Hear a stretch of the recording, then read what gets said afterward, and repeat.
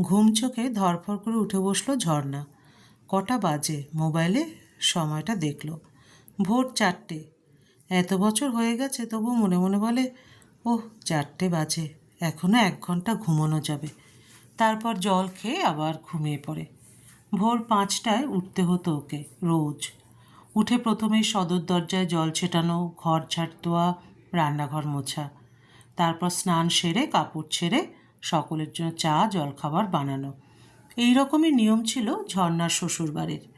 সেই বিয়ের পর থেকে দেখছে, কিন্তু নিয়মটা শুধু ছেলের বউয়ের জন্য। দুই ননদ, দেওর ও স্বামী কারোর জন্যই ছিল না। গরিব বাবা মা শুধু আদরই দিয়েছে ওকে। ওরা 3 ভাই বোন হলেও বাড়িতে কখনো ঘরের কাজ করতে দেয়নি মা। তাই যখন 22 বছর বয়সে বড় বউ হয়ে এ বাড়িতে এলো, তখন ও পড়ল অকুল পাথারে। ঘরের কাজ কিছুই জানে না। বৌভাতের পরের দিন শাশুড়ি মা অনিলা দেবী অসুস্থ হয়ে পড়লেন। বাড়িতে হুলস্থুল কাণ্ড। কাজেই নতুন বউ সেজে থাকা আর হলো না। কিন্তু রান্নাঘরে গিয়ে হলো আসল মুশকিলটা।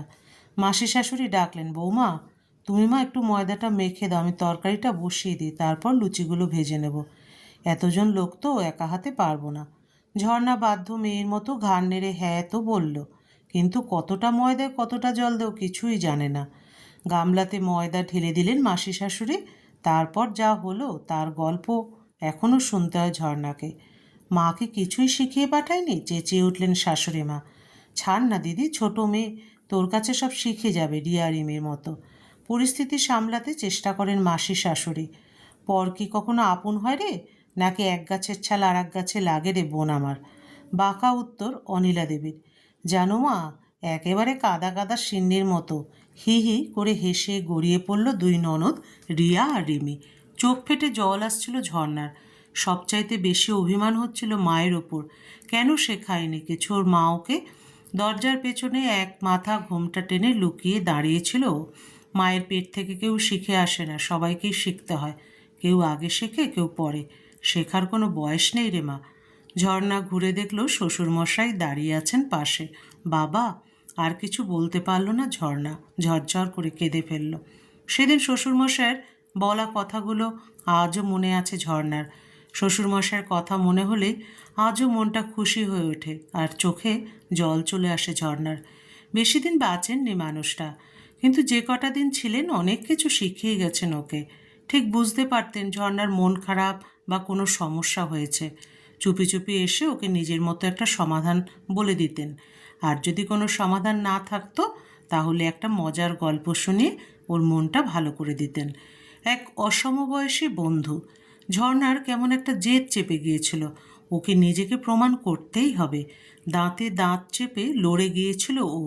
শাশুড়ি মায়ের শরীর ধীরে ধীরে খারাপ হতে লাগলো, আর মেজাজ হতে লাগলো আরও তিরিক্ষি। শ্বশুরমশাই চলে গেলেন ওর বিয়ের 2 বছর পরেই। তার পরের বছর দেওর নীল চাকরি নিয়ে বাইরে চলে গেল। দুই ননদের বিয়ে হয়ে গেল। বাড়িতে এখন ঝর্ণা, স্বামী উৎপল, অনিলা দেবী আর হ্যাঁ, ওর মেয়ে তুলতুলি। তুলতুলির এখন 4 বছর বয়স। প্রথমে মেয়ে হয়েছে বলে কম কথা শুনতে হয়নি ঝর্ণাকে। বিজ্ঞান যাই বলুক না কেন, আমাদের দেশের শাশুড়িরা বিশ্বাস করেন যে গর্ভের সন্তানের লিঙ্গ নির্ধারণের ক্ষমতা আমাদের দেশের মেয়েদেরই আছে। তবে প্রথমে যাই মনোভাব থাকুক, কিন্তু যেই নাতনি হেসে ঠাকুমার আঙুলটা চেপে ধরল, সব রাগ জল হয়ে গেল তার। এখন তো তুলতুলি ঠাকুমার গলার হার। অনিলা দেবীর শরীরটা আজকাল বেশ খারাপ যাচ্ছে। তবু মাঝে মাঝে রান্নাঘরে এসে সাহায্য করার চেষ্টা করেন। সেদিন বললেন, তুমি রুটিগুলো সেঁকে নাও, আমি বেলে দিচ্ছি। উনি এত ধীরে ধীরে বেলতে লাগলেন যে ঝর্ণা দেখলো ও সময় মতো কাজ শেষ করতে পারবে না। মা, আপনি কি খেতে বসুন, আমি বেলে সেঁকে নিচ্ছি। আমি আজকাল আর কাজকর্ম সেরকম। বলতে বলতে রান্নাঘর থেকে যেন পালিয়ে বাঁচলেন উনি। একটা জয়ের আনন্দ অনুভব করে ঝর্ণা। এখন ওই বাড়ির গিন্নি। ওর কাজের খুঁত ধরা শক্ত। ওর হাতের রান্না খেয়ে লোকে আঙুল চাটে। একা একটা বিয়েবাড়ির কাজ সামলে দেবার ক্ষমতা রাখেও এখনও। কিন্তু খুব সহজে আসেনি এই দিনটা। অনেক কিছু সহ্য করতে হয়েছে ওকে। ওর এই পরিবর্তন শাশুড়ি মা মেনে নিলেও ননদরা কিন্তু মেনে নিতে পারেনি। তাদের চোখে এখনও তাদের বৌদি সেই নতুন বউটি। তাই তারা যখনই বাপের বাড়ি আসে বৌদির ওপর ছড়ি ঘোরাতে ছাড়ে না। ঝর্ণা গায়ে মাখে না। নিজের জোরটা রাখতে জানতে হয় মা। তুমি বড়, এই বাড়ির তোমার মতে চলবে, মুঠো আলগা করলে ব্যাস। শাশুড়ি মায়ের ঘরের সামনে দিয়ে যেতে যেতে শুনতে পায় ঝর্ণা, দুই ননদ মাকে দেখতে এসেছে, দিন দুয়েক থেকে চলে যাবে। দু কামরা ছোট ঘরের বাড়ি ওদের, গা ঘেঁষে ঘেঁষে করে থাকা। সবার কথা সবাই শুনতে পায়, তবে এক্ষেত্রে অবশ্য লুকানোর চেষ্টাটা কমই ছিল। উৎপল খুব সাধারণ একটা প্রাইভেট অফিসে চাকরি করে, তাতে ওদের সংসার কোনো রকমে চলে যায়। কিন্তু ননদদের শ্বশুরবাড়িরা অনেক বড়লোক, টাকার একটা আলাদা গন্ধ আছে। ননদরা এলে ঝর্ণা সেই গন্ধটা পায়। সীমিত ক্ষমতার মধ্যে ঝর্ণা উৎপল অনিলা দেবীকে যতটা পারে সব যত্ন করে, কিন্তু ননদদের মন তাতে ভরে না। রোজ একটু ফল খাওয়া দরকার বলে রিমি, দুধও। বয়সকালে মেয়েদের শরীরে ক্যালসিয়াম কমে যায়। আমি তো আমার শাশুড়িকে রোজ সকাল বিকাল 1 গ্লাস করে দুধ খাওয়াই, না বললে শুনিই না, যোগ করল রিয়া। চুপ করে মেয়েদের দিকে তাকিয়ে থাকেন অনিলা দেবী। মেয়েরা যখন বলছে তখন ঠিকই বলছে, ওরা পড়াশোনা শিখেছে, তার উপর জগৎ দেখছে। কিন্তু তবু মিনমিনের স্বরে বলে ওঠেন, দিদিভাই তো ছোট, দুধের দরকার ওরই বেশি, তাই। তুমি চুপ করো তো মা, দিনে 1 পো দুধের আর কতই বা দাম। ধমকে থামিয়ে দেয় মেয়েরা। আজকালের বিছানা থেকে বেশি নামতে পারেন না অনিলা দেবী। ঝর্ণা ঘরে খাবার নিয়ে এসে খাইয়ে দেয়। রাত্রে ঝর্ণা যখন খাবার খাওয়াতে আসে তখন অনিলা দেবী বাচ্চার মতো বলে উঠলেন, আমায় 1 গ্লাস দুধ দিও তো বৌমা। ওরা বলছিল দুধ খেলে নাকি আমি আবার হাঁটতে চলতে পারবো, দুধ খাবেন? আচ্ছা। ওনার সামনে মৃদু হেসে চিন্তিত মুখে ঘর থেকে বেরিয়ে এলো ঝর্ণা। সংসার খরচ, ওষুধের খরচ চালাতেই নুন আনতে পান্তা ফুরোয়, এখন আবার ফল দুধ কোথা থেকে আসবে এত সব?